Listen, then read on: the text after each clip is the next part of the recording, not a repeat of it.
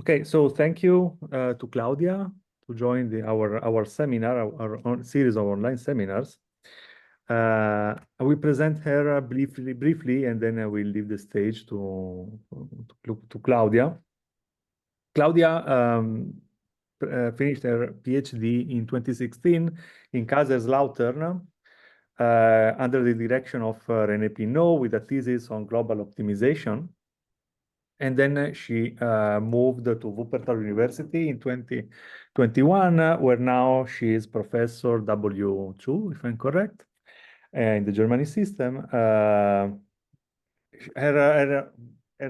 research is focused on global optimization, as I said before, and on Port-Hamiltonian systems, among other research team. And her research collaboration met met several esteemed colleagues like José Antonio Carrillo and Oliver Tse and other well-known researchers.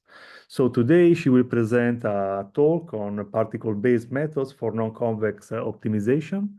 So thank you again, Claudia, for joining our seminar, and the stage is yours. Thank you. Thank you very much for this very kind introduction and also the opportunity that I have and present here my work. So actually here's what I brought. It seems a lot, but I will be on a quite high level, so not too many details, but just convey ideas and give you a taste of what we're looking at. So we start with challenges in non-convex optimization. I'm not sure how familiar you are with this whole thing. So yeah, let's start quite simple. So this is basically the problem. We have F, we assume continuity such that we can take evaluations, and we want to minimize it. So the problem that we have here is yeah, written down very simply. But to solve it, this really depends on the structure that you have and the information that is available. So what I mean by structure is, for example, if you know that your function f is convex, then you have an easy day and you can basically use any method that you want, and pretty sure you will arrive at the right point. Also, it's good to know about the location of the minimizer. So if you know a certain region that you want to explore, then this helps a lot by initializing. Also, smoothness is good. So here I wrote just steepness and curvature, which means the first and second derivative. If you have access, it's nice, and you can also use this information. If you don't have it, I call it black box. That means you can only evaluate your function at certain positions that you give. Another thing one should have in mind is what is your real interest. So for example, if you say, I want to get better, but if I end up in a local minimum, that's okay for me. That is, of course, fine, but sometimes it's not good. You really want to have the global minimum. And also you have to say, or you have to define what is your level of computational complexity that you allow. For example, is your F feasible to compute gradients or even the Hessian or not? So this is, of course, kind of a trade-off that you have to make, how much effort and how much evaluation or time you allow your algorithm to have. Okay, so now let's go to some examples. Here we are in the simple convex case. Basically, you can do gradient descent and it does the job.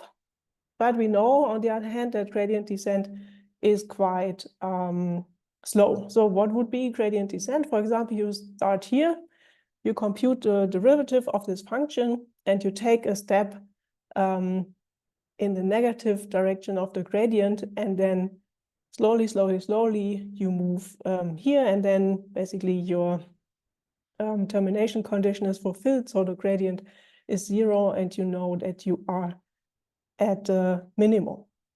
So if you have access also to curvature information, so second order information, you can either speed up the convergence, you can go to some Newton scheme, for example, and you can also take better choices of the step size, which tells you how far you go in each step towards the minimum. Okay, so as I said already, this is quite the simplest case. You have convexity. That means also that you know that you have, in the case of strong convexity, only one minimizer. That means once you reach a local minimum, it is also the global one, and you're happy. Usually, the things are not so easy. So let's have a look at this function here. And you can see if you split this in the middle, then you have basically two convex parts. So you have local convexity. It's called multimodal because you have these two minima here, but they are both global minima. That means in some applications, if you are here or here, you are happy in both because you minimized f. But sometimes maybe it's cheaper to be here or cheaper to be there, and then you would have a preference that is usually not encoded in standard optimization things. So, but if you start now here and do a gradient descent, it will lead you here. So if you don't care about the exact position, but just of the value of your objective at x, then that would be nice. Also, if you are here and you start decreasing, you end up here, but if you don't care, then you're fine. But it's already a bit more difficult.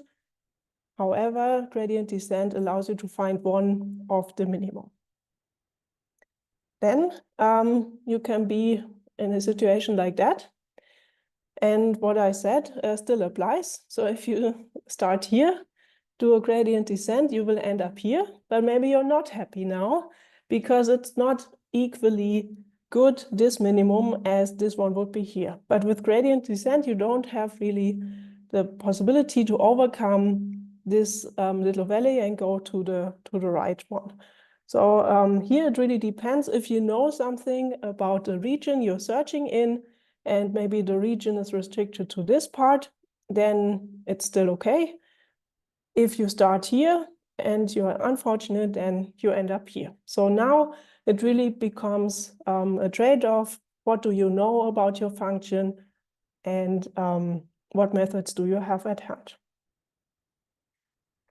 I said that gradient descent, I think it's the most well-known optimization method available, but it has some drawbacks. So it converges very slow, but there are convergence proofs, which is nice. And if you just want to find a good local minimum, then maybe it's enough. But people worked a lot to enhance gradient schemes. And here I want to highlight two ideas. So one is momentum enhanced gradient schemes, like the heavy ball one. So heavy ball you can really interpret physically. So you have a heavy ball that we maybe throw in here, and then due to its heaviness, the ball has momentum. And if you're lucky, then this ball is able to overcome this local maximum here and end up in the right valley. So that is basically the idea here. On the other hand, if you're not in this case where you just have two, but more, then you have the problem that you don't know how to slow down, or are you now in the best minimum, or are you just in one better than before? So this is a drawback you have here. Another method where momentum comes into the game is Nesterov. And here you use momentum to speed up your method. So here you have order 2, where the usual gradient descent is only order 1. Another aspect I want to highlight is here the stochastic versions of gradient descent. They are very good for high-dimensional problems, and nowadays used a lot in machine learning, because there you have a lot of data sets that you can put into batches and then apply your gradient descent in each iteration for only a subset of batches. So choosing these batches randomly gives you some stochastic influence in your descent method, and it helps you to overcome also local minima, because sometimes you see things and sometimes not, depending on the batch you chose. Another one that is tailored for stochastic gradient methods, but also includes momentum. So basically a connection of these two is the adaptive momentum estimation, in short, ADAM. Also, this momentum idea comes into the game to speed up the stochastic gradient descent now. So here the idea is to include some noise, for example, by choosing these random batches to overcome local minima. But of course, also here, you add some degrees of freedom and you have to fix them in a certain way if you really want to apply these algorithms. So for example, in this batch case, how do you choose the batches? Is there an optimal strategy of choosing the batches? Can you just do it randomly, or there are things to explore? Also, what about convergence proofs? If you apply it, you kind of see immediately that it works better. But as a mathematician, you're also interested in knowing if your method is just performing better, or if you can prove that you really reach in certain conditions, local minimum, a global minimum, and so on. And this brings me to the last point, which I spoiled before. So for example, in the heavy ball, if you have lots of local minima, you cannot be sure if you just found a better local minima or really the global minimum. So here also a lot of things are to do. Up to now, we assume that we have gradient information or even more information, but this is not always the case. For example, if you work with industry, then they have often large software projects where different groups work together, and it's not possible to really compute a gradient. All you can do is really give a point and extract the evaluation of the cost function. And this motivates the assumption of only evaluations are available. And we put ourselves in the say worst case, we really want to find the global minimum. Also, this question is addressed since long, and here I put first the meta heuristics. So as far as I know, the genetic algorithms are kind of the oldest ones here, and here really genetic is the theme. So you can think of populations with a parent population and a children population, and the children are offsprings of the parents. And the assumption is that survival of the fittest holds. That means the mating happens between parents that are fit in the sense of the objective. It means if you have good objective values, the two parents mate and the offspring is assumed to be also a good fit and hopefully even a better fit for your objective. And this is really an algorithmic structure. So you sort a lot of things. So to know who is the fittest, you have to sort the evaluations. Then for the mating, also you have to choose who is mating with who. Then you put a little noise. So it's really just an algorithmic structure, and it's hard to prove things there. Another idea that I put here is simulated annealing. This is physically inspired. You can think of one particle that is allowed to explore the state space by jumping around. And after each jump, the particle evaluates the function and sees, am I better or worse than in my previous position? If I'm better, I directly accept the new position. If I'm worse, then with some probability, I still accept. And exactly this feature that sometimes I accept a move, even if I'm worse, allows you to overcome local minima. And also here, some convergence results are proven. They basically use Markov chains and to capture this jumping and acceptance and not acceptance rate. And then here, I don't want to go into the details, but there's a whole zoo of animal-inspired heuristics. There's ant colony, there's some bee, there's fireflies, there's really a lot of things. And people are inventing kind of new heuristics every day. But what's the challenge, in my opinion, is not to invent a new algorithm, but to really prove convergence and to understand better what is happening behind. And now I want to go to more particle-based methods. And here I mean many particles.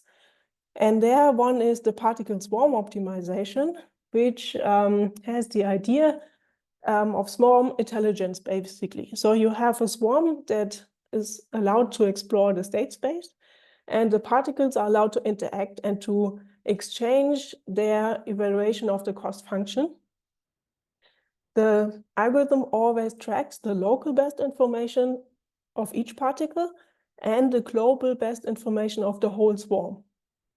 And then the updates of the particles are basically in relation to their local best, to the global best, and some noise. And originally it was also written down as an algorithm, so discrete, but you can do some limits and get differential equations from there. Then I want to mention the ensemble-Kalman methods that are basically or based on the Kalman filter and then tailored to optimization later on. And they are closely related to consensus-based dynamics, which I want to go in detail later on. And they connect kind of all these ideas. So what was the main goal of consensus-based dynamics? So first of all, we really wanted to have a formulation as differential equation. We want to have a scheme that is provably convergent, and we wanted to keep it simple to understand kind of the main ingredients of global optimization algorithms. So to keep it simple was also necessary in order to perform limits. I will show you in a second ideas there. But yeah, on the other hand, it helps you also to get the essence of all the algorithms. So here's the slide who collaborated in the first papers on consensus-based optimization.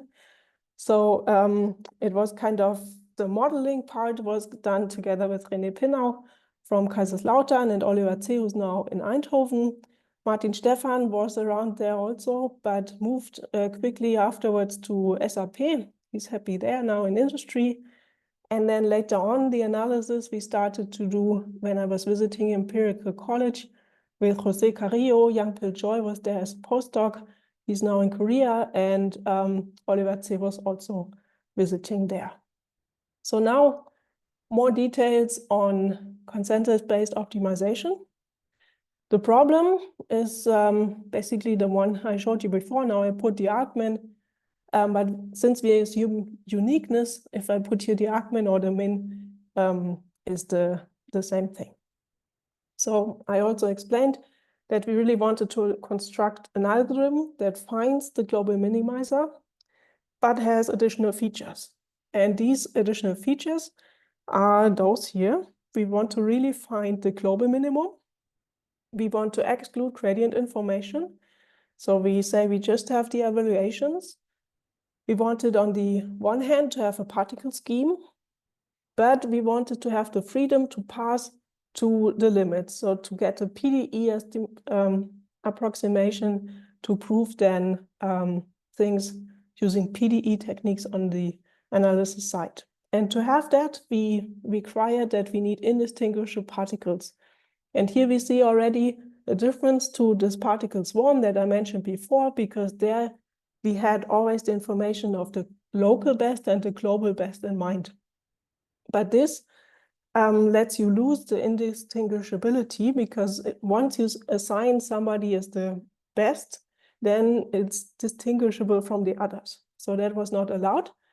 And altogether, to do this, we had to trade off between simplicity and efficiency. Because on the one hand, we wanted to keep it simple in order to have all these properties and to prove things. But on the other hand, we wanted to have an efficient algorithm that is really able to solve some optimization tasks. And it should work also for nasty things like that. And coming back, for example, to the heavy ball, here, if you start here and add a little bit of friction, it could be that you run through here and end up in this local minimum, except for really here. So you really have to tune the parameters for a lot of methods to really get the global one if they are originally only tailored for local minima. And here we really wanted to go directly for the global one. Okay, I show you the simulation in a second. First, I want to let you know how the dynamics looks like. So this is consensus-based optimization. It's formulated as a SDE, a stochastic differential equation. And basically, it's two ingredients. We have a deterministic part here that tells you if I'm the XTI, I move towards VF, which is a weighted average, deterministically. This is this part. And then we have a stochastic part, and it's multiplied again by this difference here. If I put a plus or minus sign, it doesn't matter. It's just the important thing is that this scales with the difference of it scales with the distance between the two. That means if I'm far away from VF, then I explore a lot. So the amplitude before this Brownian motion is a lot, and I explore my surrounding. On the other hand, if I'm very close to the VF, then the exploration is diminished. And in the case where I'm really positioned at VF, then this prefactor is really 0, and the diffusion is turned off. That means we have basically two structures. One is this exploration that has the amplitude of this distance, and we have the deterministic drift towards the average. So it's simple as that. The interaction is over the weighted average, and also I would say the magic is happening here, because how is this weighted average set up? We have an expectation, and in the weights of the expectation enters the objective. So here's the first time the objective hits in. And what does this mean? It's basically the exponential of minus alpha f. That means I want to minimize. I give weight to particles that are in a better position with respect to minimizing f. So if I have a low f value, then I have more weight in this average than if I have a big f value. Okay, so why this complicated weighted average? Well, as you can see, all the particles are entering here, and we do not have to assign a global best one. The weighted average is basically the approximation of this, but you can see it as another component that is inside the dynamics. It also has the benefit, if you implement this in an explicit scheme for an SDE, then you can pre-compute the weighted average with the values of the last iteration, and then all the interactions here are just linearly. You don't have to interact everyone with everyone, which is an n-square cost in usual interaction dynamics. Here it's just linear. And VF, as I said, is the candidate for the global minimizer, and this can be also made rigorous using the Laplace principle. So basically, if you send alpha to infinity, then you get really the position of the best one. Okay. No, let's go this way. So now, having this in mind, I want to show you the simulation. Here, the orange point is the weighted mean, the position of the weighted mean. And the particles are distributed here, and I projected them directly to the cost function. And now maybe we look at it once, and once we can look at the particle that is very close to the weighted mean. And there we can see that it barely moves, except when the weighted mean goes in another direction, then the particle also starts to move. And now they are all located in the minimum. Maybe let's look again. And now we can maybe look at one of the particles here at the outskirts. And due to the distance to the weighted mean, we should see a lot of exploration here. And this particle even leaves the picture before it hits back and finds a better position.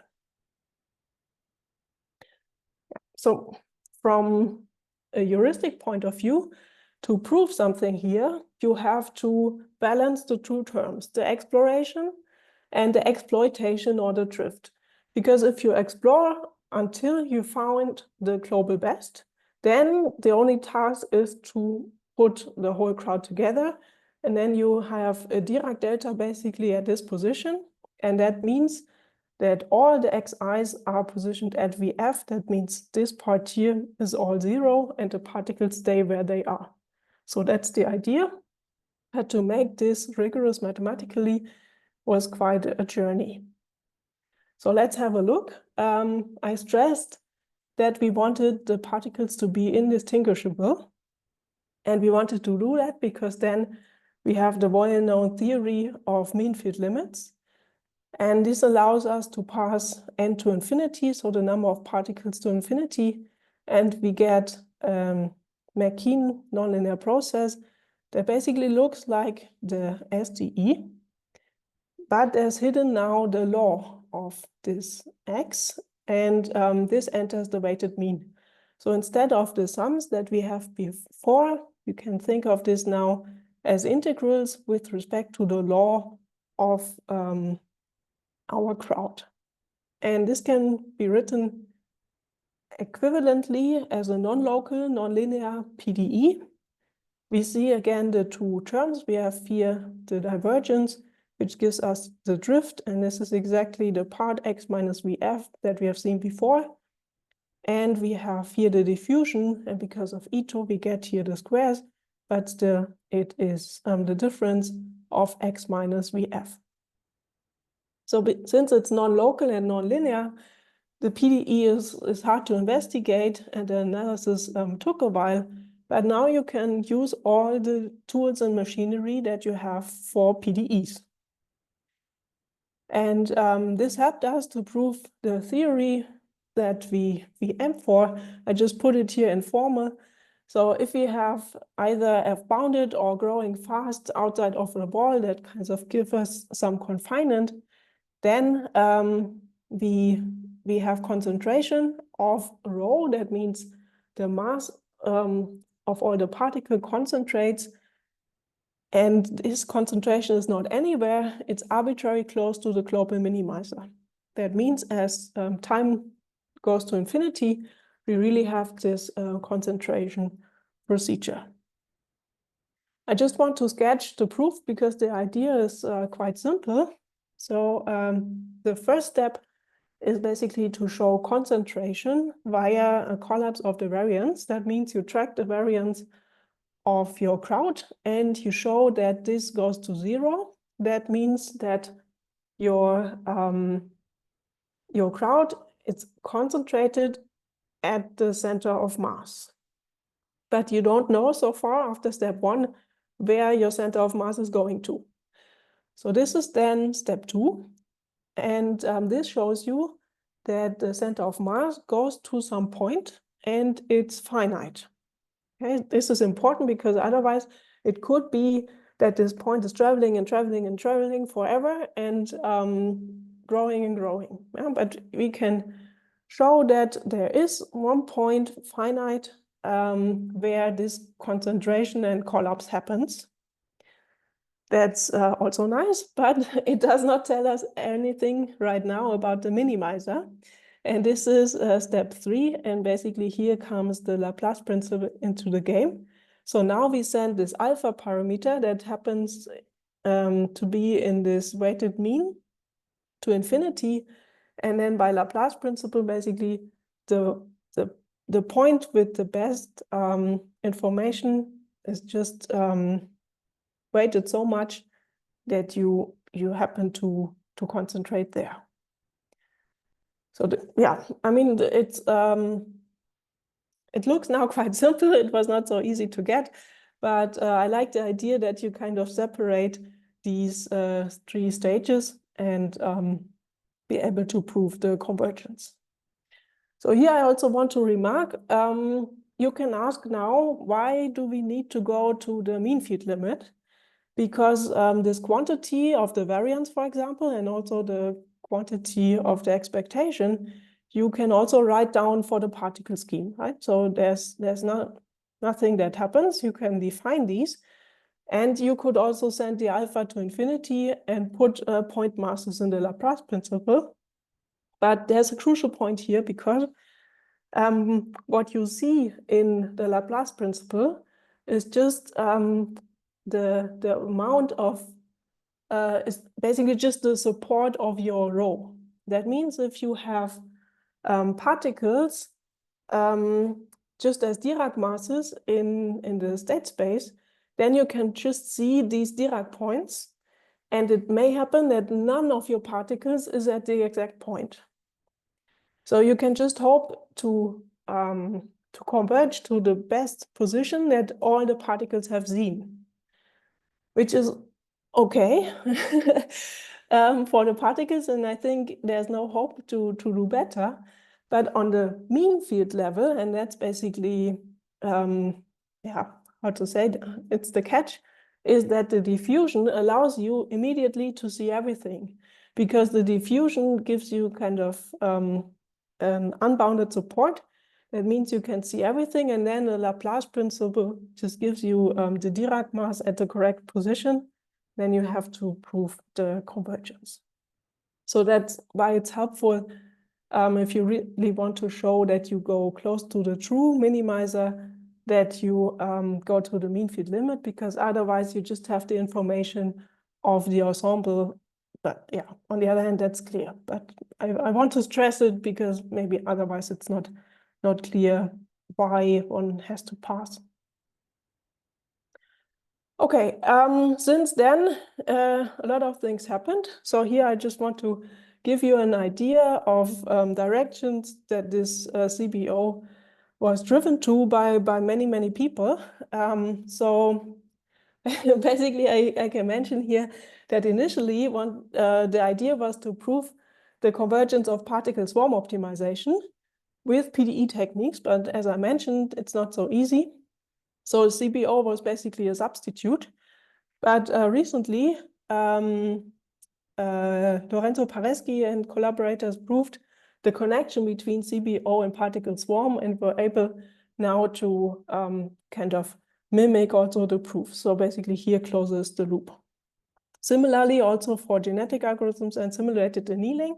And that's what I mean. So basically, at the beginning, I said it's a simple scheme that kind of allows to extract the main ingredients of a global optimization algorithm. And I would say it is this exploration, the Brownian motion, and the drift to get the collapse. And these are mimicked in different kind of algorithms that were invented independently.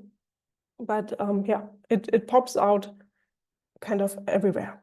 Then since in industry and also in daily life, usually you have constraints. CBO was also pushed into the direction of constraints. They are parameter dependent CBO algorithms for multi-objective, or also for multimodal, where you have different global minima. This is not so easy because think of the weighted average. If you have just one global minimizer, then driving alpha to infinity and having the full support allows you to find this. But if you have just two, and then you do this averaging, it can happen that you end up in the middle and you are in a worse position than you would be if you choose either of the two. So this is why multimodal is not so simple for CBO schemes. It was also driven to machine learning using batch strategies, for example, to evaluate the weighted mean, and also yeah, other ideas to speed up things and to really go to high dimensions. And then I also want to mention the sampling, because I will come back to this later in this talk. For sampling, here also the Kalman idea was kind of combined. But if we look at the scheme that comes out in the article by Franca and others, then we see that basically what changes is here the diffusion term. So the drift term is still the same, but the diffusion term is changed. And what happens here is that you take basically a second order momentum into the, no, not momentum, a second order moment. So if you consider the VF as the first order moment, expectation, then you take here the second order moment, again, with respect to this weighted average. And what happens is you have to choose this theta. If you choose theta 1, then you have an alternative optimization scheme. So then the particles still collapse, but it's a bit different than the CPO that I presented. So what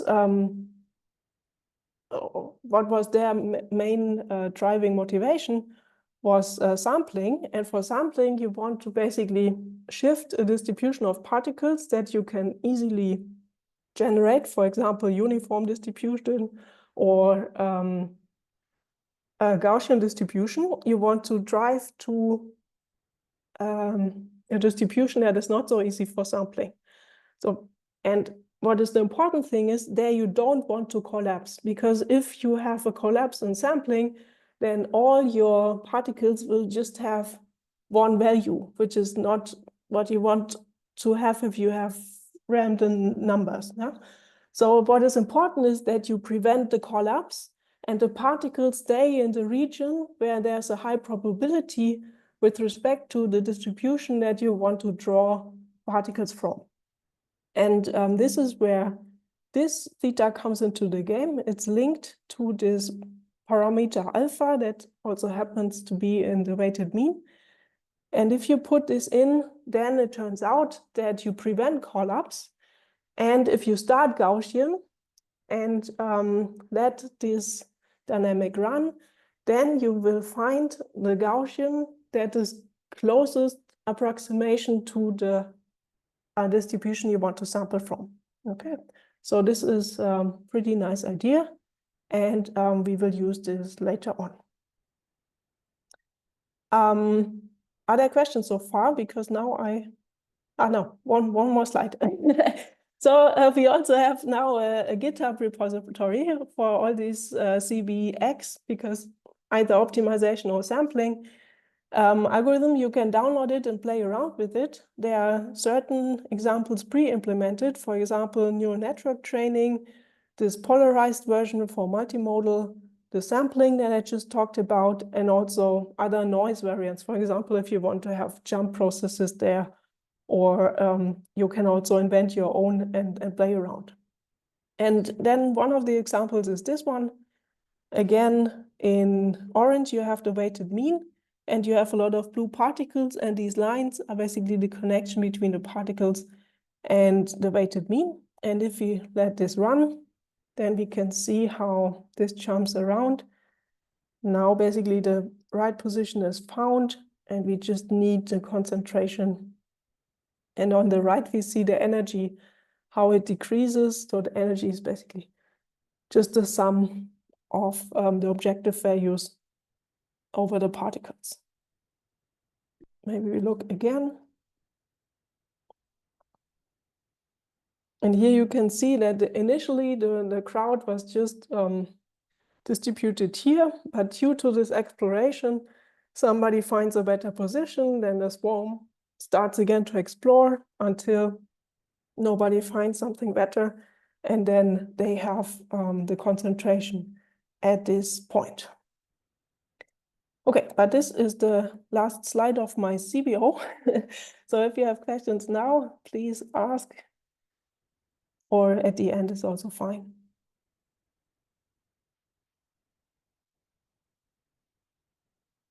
No questions? Okay, so then we move on to ensemble-based gradient inference. This is joint work together with Claudia Schillings.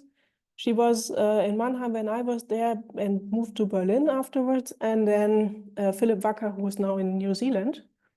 And here we come back basically to the beginning of the talk, because we infer gradients from the ensemble. So what's the idea? We know that that gradient information gives us a strong information about our objective function, and we have the evaluations of the full ensemble. So the idea here was, why not use the ensemble information to approximate the gradient? So we still want to be in the position that we don't really need to be able to compute the gradient, but still we can approximate and then speed up maybe the convergence or even use higher order approximation to get an idea about the curvature of our function. And yeah, that's what I just said. We want to infer the gradient or even higher order information from the ensemble. We are not the first ones trying to do that. So here's some literature. It is related to simple gradients that were proposed by Bortz and Kelly in '98. Least square regression or scatter plot fitting, Cleveland, polynomial regression or lambda poised sample sets by Powell. Oops, so here. But somehow we were happy to be a bit more general, and this is in the following sense. So we can go to arbitrary high derivative order. Usually you don't need it, but still it's nice to have. We do a specific ansatz for all derivatives in the same way. That means we do not have to distinguish if we want to have first order or higher order. It's basically the same code that you just have to use with a different parameter. Then we have error estimates based on Taylor. We have a slack variable, I will come to this later, that allows us to trade off between local info and global info. And we even have the possibility to sample derivatives, but I will be short on that. So what's the idea? So we have an unknown V and we have an ensemble. You can think of CBO, but you can think of every other ensemble method that you know. And here we have the X star, which is just one member of the ensemble arbitrary. And the task is to find a good mapping from the evaluations of the ensemble to the gradient. And this is, of course, ill-posed because it strongly depends on the positions that your ensemble has.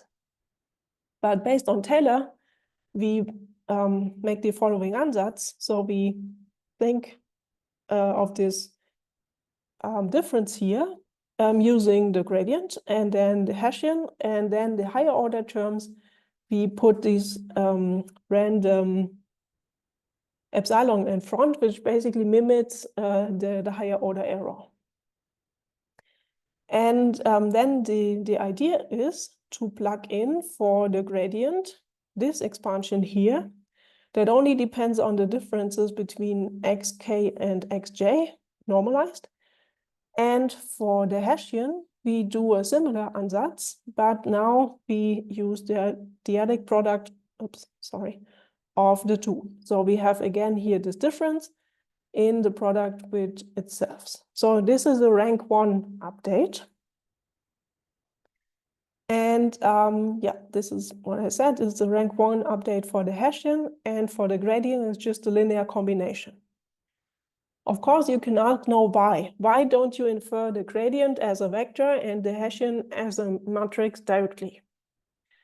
So, and our answer is we want to keep it simple and straightforward to generalize to higher order.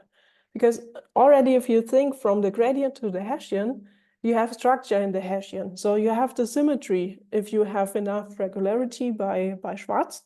And this symmetry should also hold in your approximation somehow. And using this rank 1 idea, we have it by construction. So we due to the rank 1 updates, the transpose is the same. So we have the symmetry directly encoded in our ansatz. Also, from a computational point of view, we can decompose the Hessian. And if you have the additional terms, then they are just of order j, and j is the number of the members of the ensemble. If we would directly infer the Hessian, then it would grow to higher order, and even worse for more higher order things. And another feature that I think is nice, if you are in the underdetermined case, which often happens if you do machine learning, Then you have a high dimension of the problem, and you want to use not so many particles. So then maybe the J, the number of members in your ensemble, is smaller than the dimension of the problem. And then using the scheme, you do not assume to know anything about the spaces where no particles are. That means the gradient that we infer is inside of the span of the ensemble. If we have no data because we don't have particle in a certain region, then we will not infer anything there. And I think that's good, because otherwise you can have a lot of mistakes in these regions. So I mentioned this, there are some problems that we need to address. So one is overfitting. So we have all these differences here. We can see it also here and here again.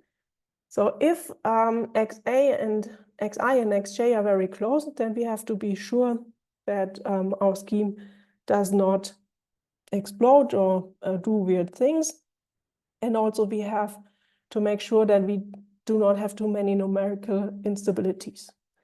And to account for this, we do add here this little slack variable xi. And this has the additional benefit to allow to trade off between local and global information. And this we'll also see in a minute. So this is just an ansatz that I try to explain to you why we did these choices.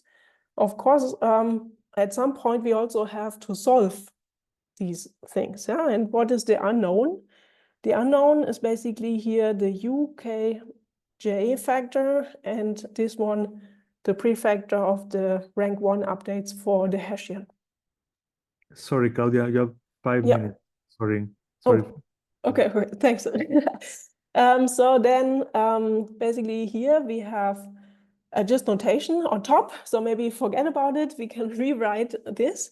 And then we end up in a problem that you may have seen before. So basically, it's an inverse problem for the coefficients of U. And here we have these noise parameters that we have from the estimation of the error. And this problem you can solve with your favorite method, least squares, for example, or Bayesian sampling, to just get the parameters U. And once you have them, you plug them in, and you have the approximation of the gradient or the Hessian or higher order if you want. So now this was all for one gradient, so at one position, or the Hessian at one position. If you have an ensemble, you can ask for this information for all the ensemble members. Then you have to solve this problem for every member. Or you can extrapolate using a tangent approximation. That means you just compute the gradient and Hessian at one point and extrapolate to get the idea for the others. And since I want to stick in this talk to CBO, here and in the numerical results, I will show you a gradient enhanced CBO, but we don't need to compute the gradient. We use this inference to get information about the gradients. What are the advantages? So either we have an extended region that is explored, and we can speed up the concentration process. For example, we have seen in the 2D simulation that it didn't take too long until the ensemble found the spot where the global minimum is, but it took a while until we had this concentration. And using this gradient information, we can speed this up. Here, an illustration for this slack variable, the xi. So if we put this to 0, then we have really local information, and we can see here how these gradients look like, either for each member in this part or extrapolated from the guy here. So, and then we really get, no, here. So we really get kind of the gradient, yeah, for different particles, but very local information is included. On the other hand, if we put this slack parameter very big, then the picture looks a lot different, And it looks more like we get really an impression of a mean curvature of this function. So if you think of it, this is basically x squared with wiggles, then these approximations here look more like giving the overall structure of the x squared. And it's again here for each member, and here only computed for one particle and then extrapolated. Here's some more numerical results. Here we wanted to show that it helps if you have the gradient to use less particles. For example, we have here a very wiggly function with only 3 particles, here, here, and here. And the weighted mean is directly positioned here. So if you let the usual CBO run, then all particles are dragged to this position, and it's basically the best position that you've seen, and you have no chance to get better or towards the true global minimum. But if you include the gradient information, and if you do this using this global idea, then you can see here on the left, even with local information, you get a bit better. But for global information, you get a lot better. So this global information really allows you to go further and to explore more than your initial particles covered. So this helps you with this respect. And then maybe very short, since time is already up. So we have argued about gradient and Hessian information. I showed you this for CBO, but you can use it for any method involving particles. For example, the Langevin sampler usually uses a gradient, but you can do it gradient free if you use the inference from the ensemble. Same for metropolis adjusted Langevin or other schemes. And here I go to sampling. There's a whole family of sampling algorithms. And here we used only 2 particles and let it run for a long time, or 20 particles and let it run for a bit shorter time. And we can see how the performance here, this is just a marginal changes from here to here, but still 20 is not so many particles for sampling. And yeah, that's it. Here I put you the main references, also some online resources, the CBX for the sampling and optimization schemes, here the one for the last part. And if you're interested, you can also sign up for this mailing list. And with this, many thanks for listening.